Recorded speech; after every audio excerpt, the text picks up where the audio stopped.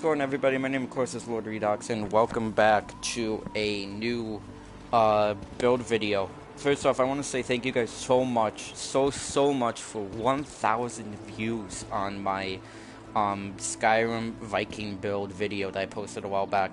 It means a lot to me. I never expected it to get even 50 to 100 views, let alone 1,000. So thank you guys so much. And if anyone's wondering, yes, I will be doing another Skyrim build video soon.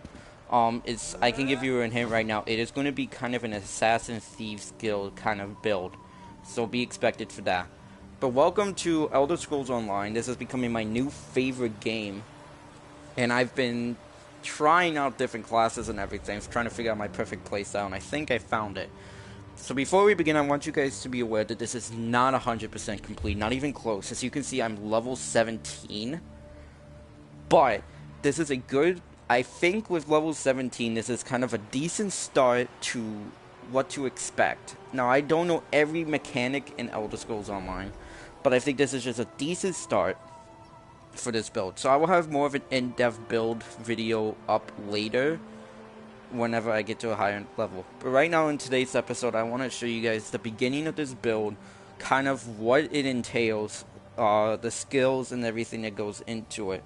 And you guys can customize it as much as you want. But with that said, let me introduce to you the Night Tank.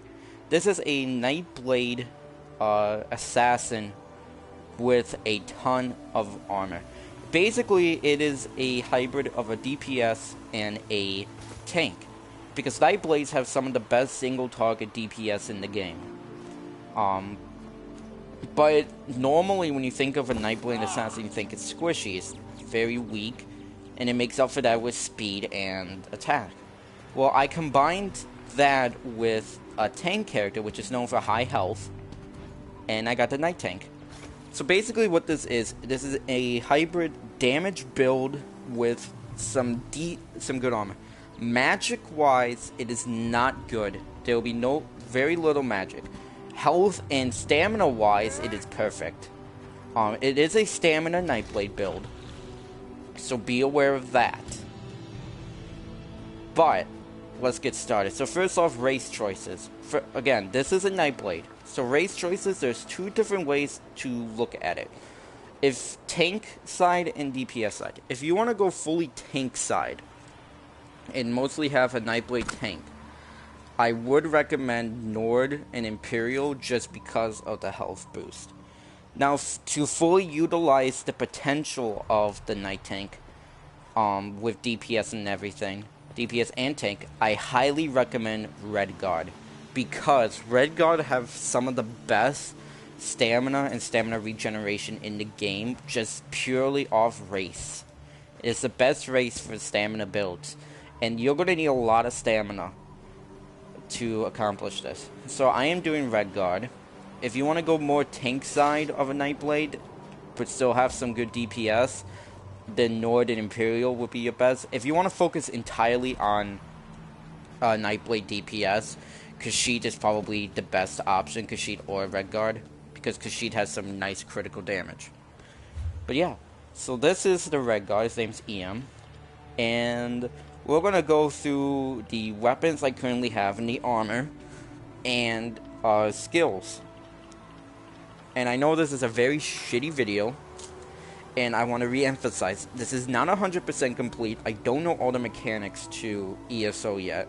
So this is just a beginner guide to this build that you could customize in any way you want. So first off, let's go with inventory. I currently have level 15, which allows me to do weapon swap. I currently don't have a second weapon, but it will be a bow. So be aware of that. So your two primary weapons are going to be dual wielding and bow.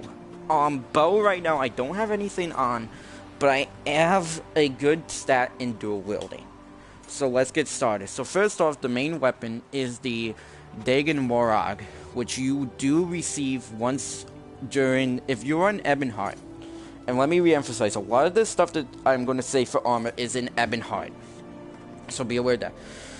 In Ebonheart, I think it's Borak. It's very early on when you kill Borak, I believe his name is. You get the Dagon Morak as your weapon. It has 1048 damage, it does 1833. Flame damage increases weapon enchantment by 14. Good starter. For the offhand, it is an Iron Dagger of Flame, which is very powerful due to the physical and spell penetration. Again, backup is going to be bow. I don't have a bow, so you guys can either pick your own bow or pick whatever you want for backhand. The rest of some of the armor here is from dungeons and stuff like that, so you can get this stuff too without being part of Ebonheart. For helmet, I have the Helmet of the Red Mountain, which is adds 583 maximum stamina, which stamina is important. It's also part of the Shadow of the Red Mountain set, which I have 4 to 5 items, which increases weapon damage, stamina, and weapon critical. I believe... No. The Dagon Morag is part of the Exoskeleton set, which right now I only have 2 that adds maximum health. This is the other Exoskeleton set. This is the Lion Banner chestplate. I just recently got this. This is a little bit further on into the Ebonheart quest line. I'm not going to say what because I forgot. But this is somewhat early on. It's heavy armor. The head is medium armor. The armors are going to be a mixture of medium and heavy. It's mostly going to be medium with a couple of good pieces of heavy armor for that damage resistance and that health. For shoulders, right now is medium armor. It's the arm cops of health. Medium armor, which adds 183 maximum health, which helps a lot with survivability. Right here we have another part of the Red Mountain set. This is the Belt of the Red Mountain, which adds 217 maximum stamina. Hands, we have heavy armor, which is part of the Bahara's Curse set, which adds more health. So this is part of the Thieves Guild questline. You can get Bahara's Curse during the first couple missions of the Thieves Guild. So this is where you get that. This has 266 maximum health, and the Valhara's Curse 2 items, which I have, adds more health.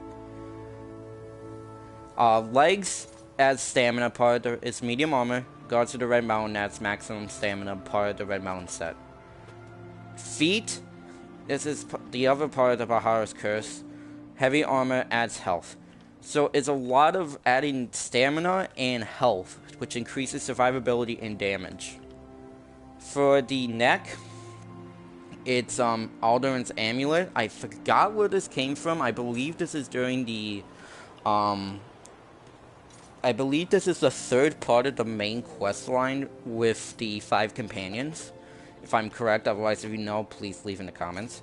This has 117 weapon damage and increases health by 847, which is really good. The first rain is the last part of the Red Mountain set I have. It increases stamina recovery and maximum stamina. And then the last bit of armor, the second rain, reduces stamina cost of abilities by 162 and increases maximum health. So the armor is really mostly for increasing stamina, stamina regen, maximum health, and resistance, and adding damage. So that's what you want to look for. You want to look for health, stamina and stamina regen, and damage output. Those are the 3 main things you want to look for. Let's go to character. Everything is going to go into stamina. You can add a couple of points into health, and if you so choose, a couple of points into magicka. But that's up to you. As you can see, maximum magicka is very bad. It's 13,076. I only have one ability on the ability list that does take magicka, and it doesn't take much, so that's fine. Maximum health and maximum stamina are pretty almost equal. 20,730 and 20,657. The only major difference is stamina recovers twice as fast as health. For spell damage is 1688 with 13% spell critical percent. and weapon damage is 2069 with 19.7. And as you can see, critical resistance is very bad, but as you can see, spell and physical resistance is really good. It's a tank kind of thing. It's a beginning tank, and it's going to get a little bit higher, but it's mostly for a lot of survivability. Now let's go into skills. This is what I have on my hotbar. I have Killer's Blade, which is Assassin's Blade with the stamina upgrade. And this is very good, mostly for the second part of this, where it does 300% more damage to targets at or below 25% health. Most of the time, it will be a one hit at that point. Ambush is the teleportation strike with the stamina upgrade that grants you in power, where it increases the damage of your next attack by 20%. This is a really good ability. This is basically how I open up every fight, is with Ambush. Swallow Soul is the only magica-based ability on this hotbar. It steals an enemy's life force, it does 2858 magic damage, and it heals you for 25% of damage inflicted. This is basically my current and probably only health regen ability I have here. This is a quick way to get some extra health back. It's not the best for health, but it's a quick, easy way to get some health back, and it improves survivability. Shadowy Disguise is the cloaking ability, the second ability in the stealth line. It cloaks yourself for 2.5 seconds.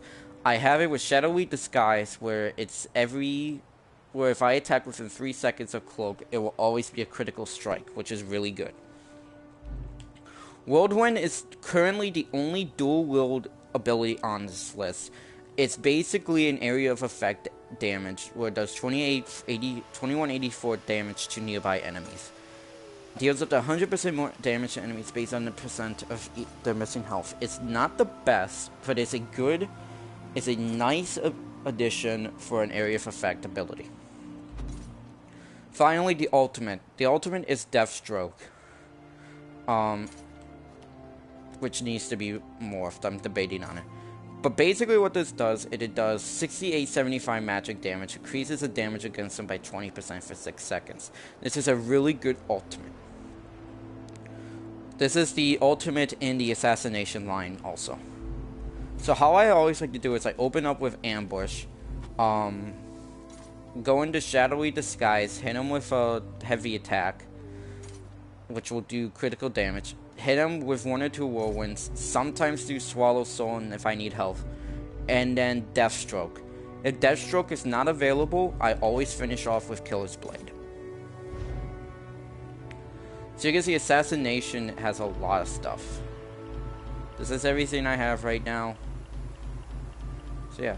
So finally, to end this video, I'm going to go over the passes I have on here. The passes are not the best, but it's a nice idea for what you guys should expect. In the Assassination skill line, I have 1 point into Master Assassin and 1 point into Pressure Points. Master Assassin increases your weapon and spell damage when you're sneaking or invisible, and increases the duration of the stun from sneak. Pressure Points is really good. For every assassination ability that's slotted into your bars, it increases your weapon and spell critical rates. And if you remember, where Shadowy Disguise always has a critical strike within 3 seconds, this is a really good thing to get. In Shadow, there's 1 point into Refreshing Shadows and 1 point into Shadow Barrier. Refreshing Shadows increases your health, stamina, and magical recovery. It's a nice, really nice passive that everyone should get when you're doing this. For Shadow Barrier, when you cast a shadow, it grants you Major Resolve and Ward, which increases your physical and spell resistance. It also, the duration of it is 3 seconds, but it increases by 25% for each piece of heavy armor. I have 3 pieces of heavy armor, so the current bonus is 75. There is nothing into siphoning. For dual wield, there is a passive into Slaughter and both points into dual wield expert. Slaughter increases damage with dual wield abilities by 10% against enemies with under 25% health. Dual wield expert your offhand weapons will go up. Damage is increased by 3% for the first level and 6% for the second. For medium armor, 2 points into dexterity, 1 into wind walker, and 1 into improved sneak. Dexterity increases your weapon critical rating for each piece of medium armor equipped. For wind walker, it increases the stamina recovery for each piece of medium armor equipped and reduces stamina costs of abilities for each piece of medium armor equipped. For sneak, it reduces the cost of sneak for each medium armor and reduces the size of detection area while sneaking. For heavy armor, the only one is in resolve, which increases the physical and spell resistance for each piece of heavy armor. Dark Brotherhood, if you join, you get Blade of Woe. And for those who don't know, what Blade of Woe does is for any non-difficult and non-player targets, if you sneak up behind them, you can use Blade of Woe, which will instantly kill them with the expense of 75% experience compared to 100. It is a nice, quick ability, and it's very useful in the Dark Brotherhood storyline. Redguard, 1 point into acceleration and 1 point into conditioning, which increases max stamina by 4% for conditioning and stamina recovery. Adrenaline Rush, when you deal damage, will restore stamina. You will get every rank from the Redguard skills. These you don't have to worry about, but if you want to do some crafting, go ahead. But yeah, that is basically the Nightblade tank. It is a nice character to do. I believe it is a kind of a medium character to learn. It's not the best for beginners due to the fact that there's so much to learn. But it is a very nice character if you have an idea of how to play ESO.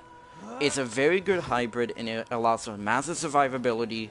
Not massive, for very good survivability with very good damage. So I hope you guys enjoyed. Like, comment, subscribe if you did. Again, there will be a more in-depth video on this when this gets to a better level. Leave in the comments what you guys think about this build and how you guys would improve it. I would love to see it. And I hope you guys enjoy. Have a nice day. Thank you so much.